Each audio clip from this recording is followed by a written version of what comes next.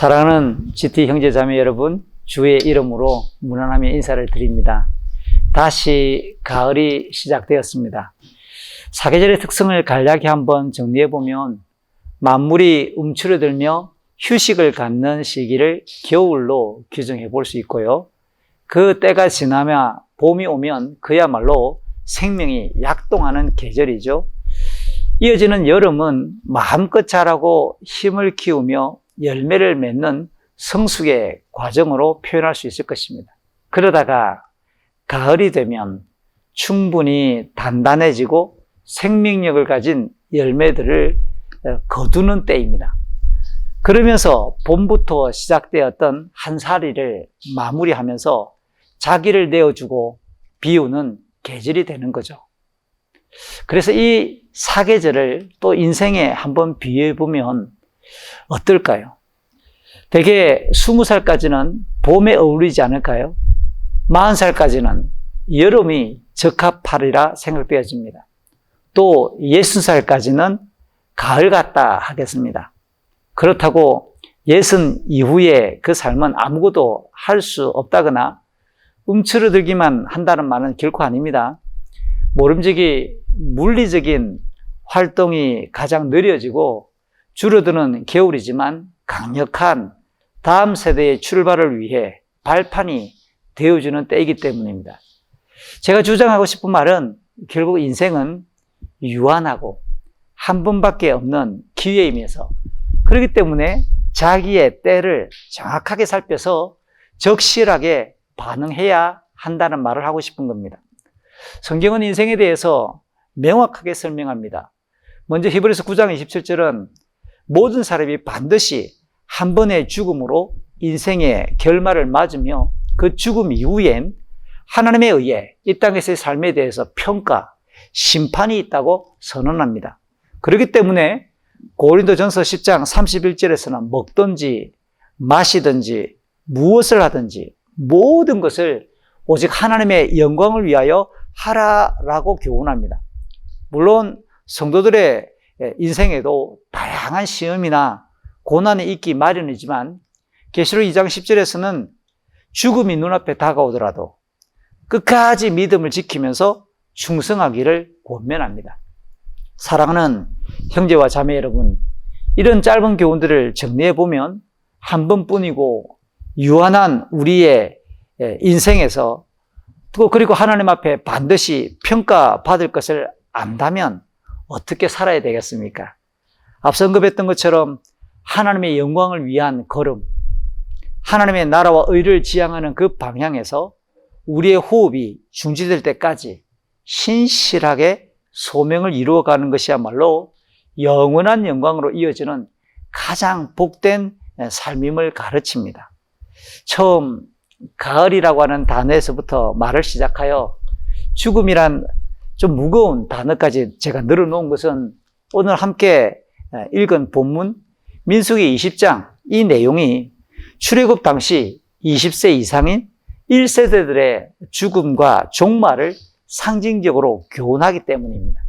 그러면서 하나님의 말씀에 철저히 순종하면서 하나님의 주권을 존중하는 것이야말로 바른 경건이고 후회 없는 의롭고 선한 삶임을 강조합니다. 오늘 본문의 내용을 이해하는 데 있어서 가장 핵심적인 구절을 살펴보면 첫 부분, 그리고 가운데 부분, 그리고 마지막 단락에서 죽었다, 약속의 땅에 들어가지 못한다, 또 죽었다 라는 단어들이 순서대로 등장하면서 마치 기둥처럼 앞부분, 가운데 부분, 뒷부분에 배치되어 있습니다. 조금 더 한번 자세히 살펴볼까요? 우선 1절에서 미리암이 죽었다고 소개합니다. 그녀는 모세의 누나로서 모세의 인생에 어느 정도 지분이 있었음이 성경을 통해서 밝혀집니다. 우리가 아는 것처럼 출애굽기 2장 1절에서 9절의 내용을 보면 이집트의 새로운 왕조를 열었던 파라오가 인구가 많았던 이스라엘을 경계하며 갓 태어난 남자 아기들을 모두 나일강에 빠뜨려 죽이라고 지시했을 때 어머니가 모세를 낳고 석 달을 몰래 키운 뒤에 갈대 상자에 넣어 강가에 띄웠지요. 그리고 이 미리암은 그 상자가 자기 동생 이 아기가 어떻게 될 것인지 지켜보았습니다. 때마침 파라오의 딸이 목욕하러 나왔다가 그 아기 모세를 발견하고 그때 미리암은 달려가 자기 어머니를 공주에게 유모로 추천하여 결국 모세가 살게 되었습니다. 또한 출애굽기 15장 20절과 21절을 보면 이스라엘이 출애굽하고 홍해를 건넌 이후에 그가 지도력을 발휘해서 이스라엘의 여인들이 모두 악기를 들고 덩실덩실 춤을 추며 찬양하게 되었지요. 그러나 민수기 12장에서는 아론과 함께 모세의 리더십에 함께 대항했다가 하나님의 징계로 나병이 발병을 했고 진 밖으로 나갔다가 7일 뒤에 치유되어 다시 돌아오는 일도 겪었습니다. 참 미리암도 파란만장한 인생이며 틀림이 없죠. 두 번째 오늘 본문의 가운데쯤 보면 12절에 모세와 아론이 출애굽의 목적지이며 약속의 땅인 가나안으로 지금 인도하고 있는 그 백성들을 직접 인도할 수 없다라는 청천벽력 같은 하나님의 선언이 선포됩니다. 그 이야기는 조금 이따 다시 살펴볼 것입니다. 그리고 마지막 단락인 24절 이후 29절까지는 아론의 죽음과 장례를 기술합니다. 지금 제가 이야기했던 미리암이나 모세, 아론은 사실 모두 출애굽 당시 20세 이상이었던 1세대들을 상징하면서 이스라엘 사회를 좌지우지할 만한 최고의 지도자들이 분명합니다. 이들 모두가 가나안에 들어가지 못하고 자기에게 주어진 인생을 마감하는 것은 지난 민수기 13장과 14장의 가데스 바네아에서의 정탐 이후 불신앙에 대한 하나님의 판결과 관련이 있을 것입니다. 곧 민수기 14장 29절부터 35절 하나님의 판결을 기억해 보면 갈렙과 여호수아를 제외한 출애굽 1세대들은 아무도 가나안에 들어갈 수 없다고 40년간 광야에서 방황할 것이며 그곳에서 모두 죽을 것이라고 엄중히 선언하셨던 그 내용의 적용으로 볼 수 있습니다. 실제로 본문 1절 미리암의 죽음의 그 시기를 첫째 딸이라고 선언하는데요. 신광야의 가데스에서 미리암이 죽은 것입니다.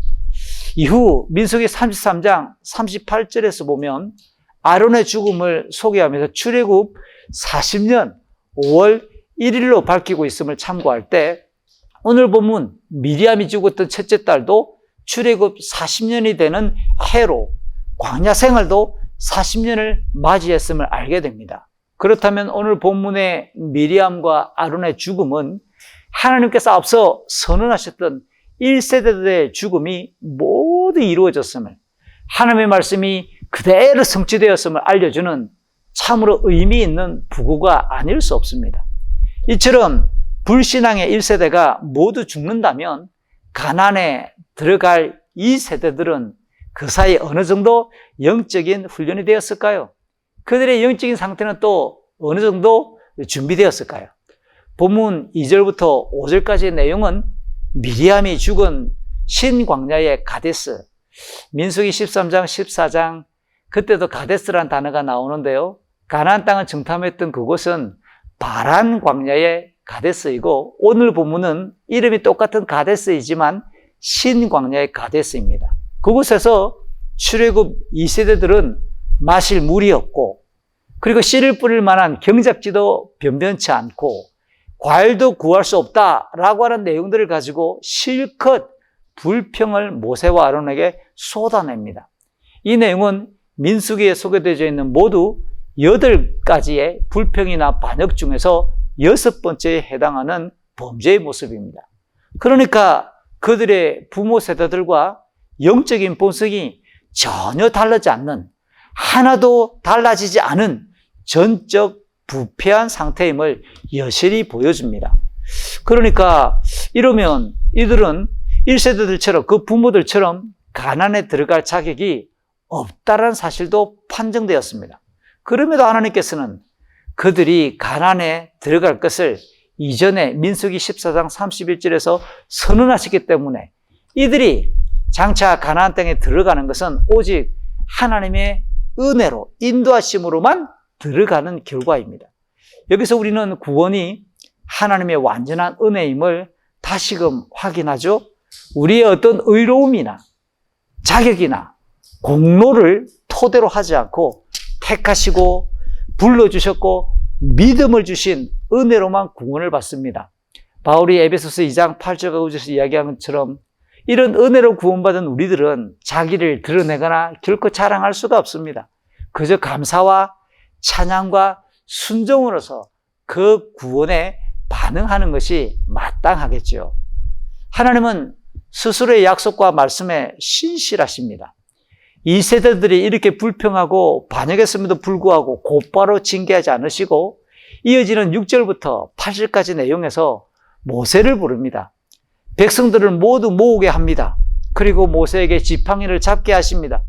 하나님께서 한 바위를 지정하십니다. 그러면서 그 바위에게 명령하게 합니다. 그냥 말을 하게 합니다. 말만 하면 하나님께서 바위를 열어 물을 내어 주시겠다라고 그렇게 대책을 마련해 주신 것입니다. 여기에 하나님께서는 이 세대들을 향해서 참으시고 스스로 하셨던 그 약속의 말씀을 배려하시며 인내하시는 그 모습을 확인할 수 있습니다. 그러나 이어지는 9절부터 11절에서 모세의 뜻밖의 반응이 알려집니다. 일단 모세는 하나님의 말씀을 따라 아론을 통해 백성을 모읍니다. 지팡이를 잡았습니다.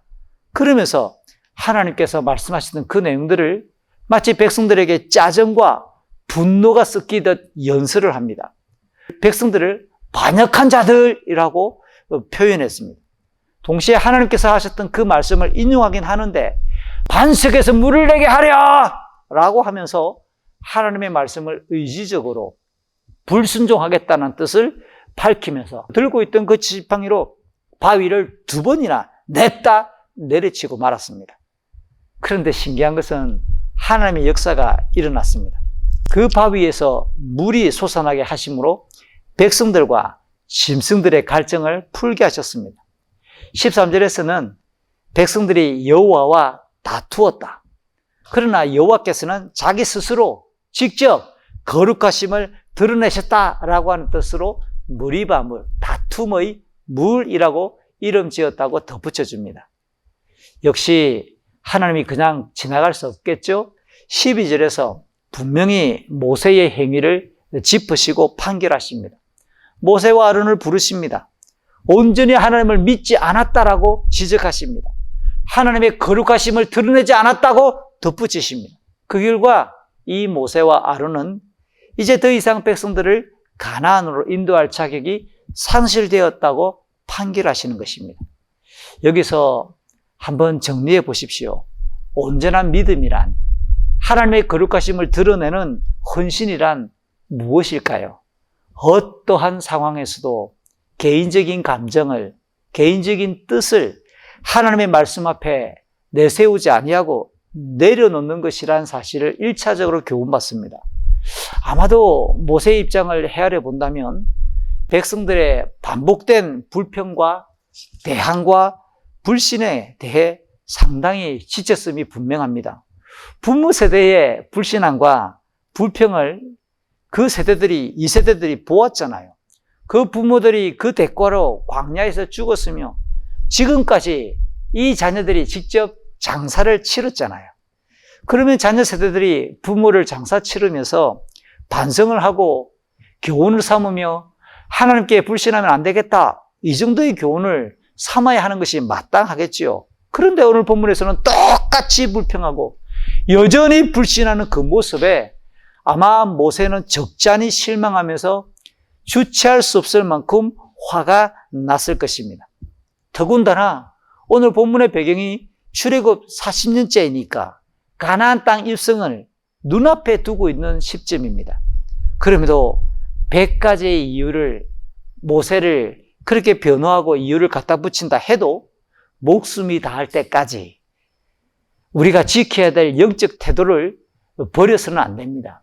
견고하게 믿음의 정체성이나 부르심의 길을 가야 합니다.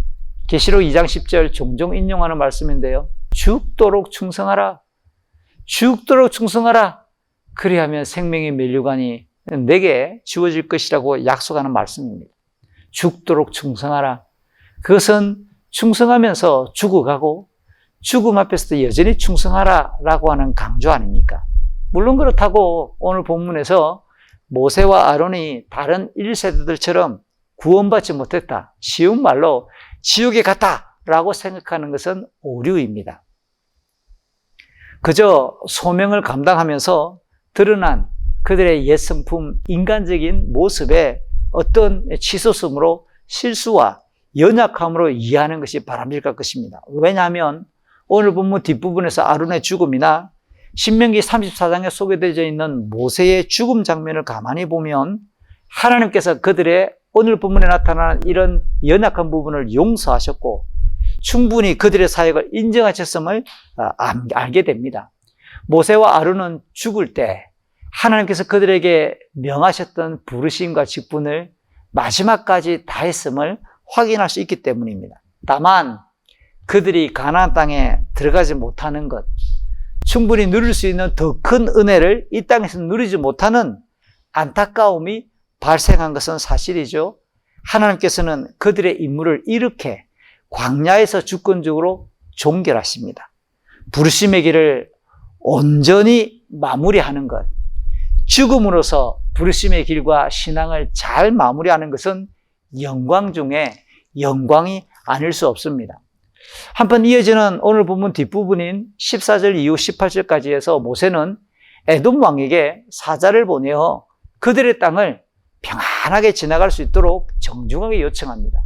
하지만 에돔 왕은 강하게 거절하고 맙니다. 그래서 모세는 다시 19절부터 21절에서 두 번째 한 번 더 요청합니다. 최선을 다합니다. 왜냐하면 에돔 땅을 경유해서 가는 것이 가나안을 향하는 현재 그들이 40년 동안 수고했던 그 걸음을 잘 마무리하는 길이기 때문입니다. 그런데 이번에는 에돔 왕이 수많은 자기 백성들을 거느리고 나와 이스라엘이 한 발자국도 자기 땅에 들어서지 못하도록 물리적으로 완강하게 막아섰습니다.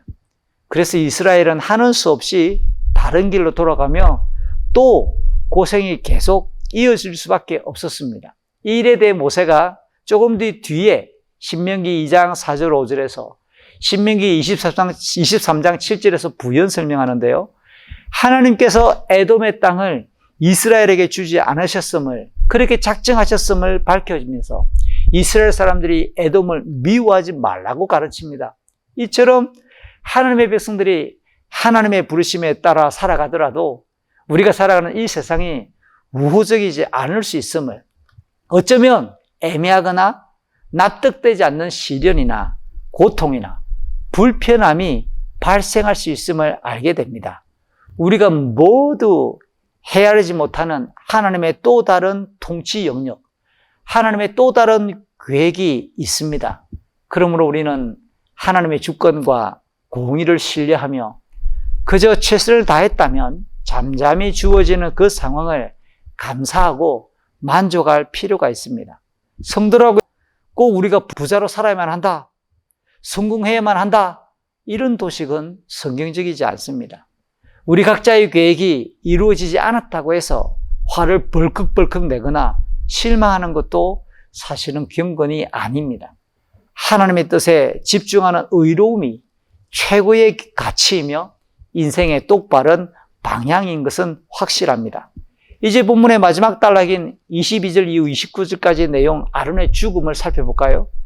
33장 38절을 앞에서도 제가 언급했었는데요. 그 내용을 보면 1절, 미리암이 죽은 뒤 4개월쯤 지나 출애굽 시점으로는 40년 5월 1일에 이스라엘은 호르산에 도착을 합니다. 거기에서 하나님께서는 아론의 죽음을 예고하시며 그의 아들 엘르아살이 아론의 뒤를 이어 2대 이스라엘의 대제사장으로 승계할 것을 안내하십니다. 엘르아살은 이미 민수기 16장 36절에서 모세와 아론을 대적했던 250명의 지도자들이 들고 있던 그 향로를 거두어 일일이 펴서 제물을 바치는 제단을 쌓는 일을 진행한 적이 있습니다.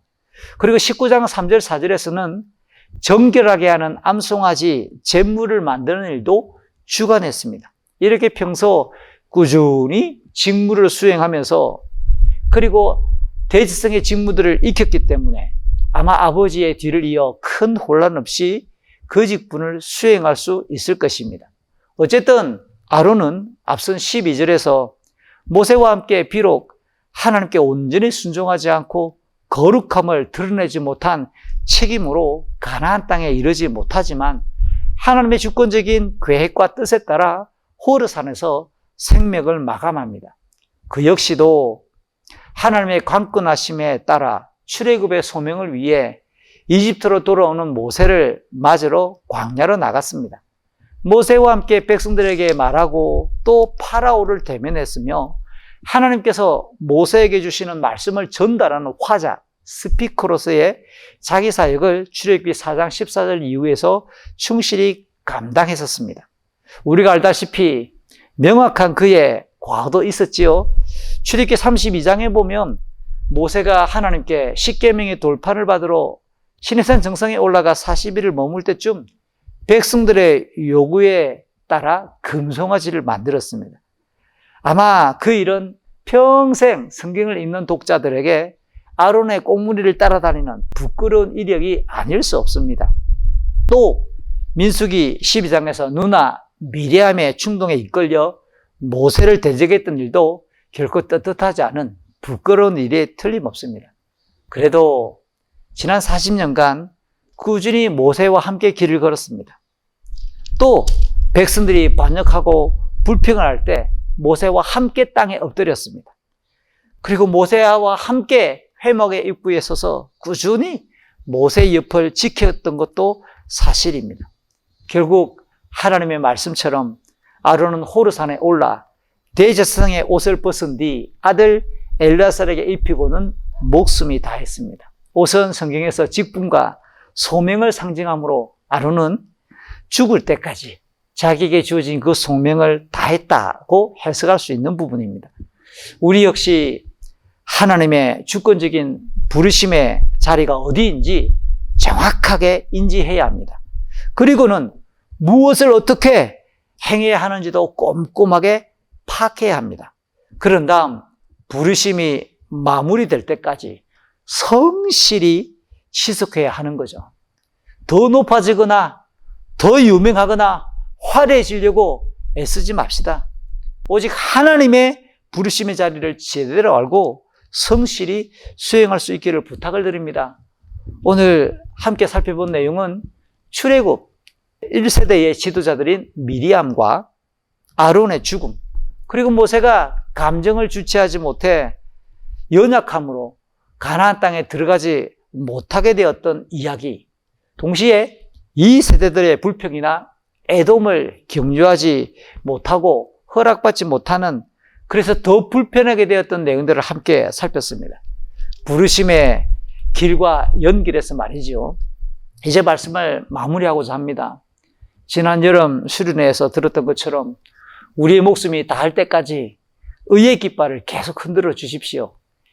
당연히 예상하지 못했던 고난이 따라올 수 있습니다. 불편하고 희생하며 힘겨운 과정도 지날 것입니다. 그렇다고 해서 너무 두려워하지 맙시다.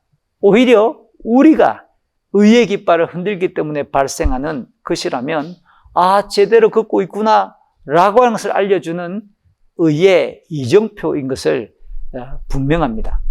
오늘 본문이 알려주는 교훈처럼 오직 하나님의 주권과 공의를 믿음으로 진리 안에서 자유하고 기뻐하며 감사했으면 좋겠습니다. 또한 같이 걸어가는 우리 동역자들을 격려하고 위로하면서 계속 갑시다. 베드로후서 3장 17절을 인용할까요? 그러므로 사랑하는 자들아, 너희가 이것을 미리 알았은즉 무법한 자들의 미혹에 이끌려 너희가 굳센 데서 떨어질까 삼가라. 우리를 떨어뜨리기 위해, 넘어뜨리기 위해 온갖 유혹과 시련이 올지라도 떨어지거나 넘어지지 맙시다. 아울러 우리에게 그리스도의 복음을 통해 확증된 하나님의 나라와 그 의를, 그리고 거룩한 소원을 더 선명하게 품고 힘껏 기도하면서 이번 가을을 9월을 시작했으면 좋겠어요. 빌립보서 2장 13절, 너희 안에서 행하시는 이는 하나님이시니 자기의 기쁘신 뜻을 위하여 너희에게 소원을 두고 행하게 하시나니 이번 가을에 거룩한 의의 소망을 더 세게 우리 남은 생애 전체 동안 이루고 싶은 거룩한 소원을 더 선명하게 품읍시다. 그리고 기도합시다. 이번 9월 이미 가을이 시작되었습니다.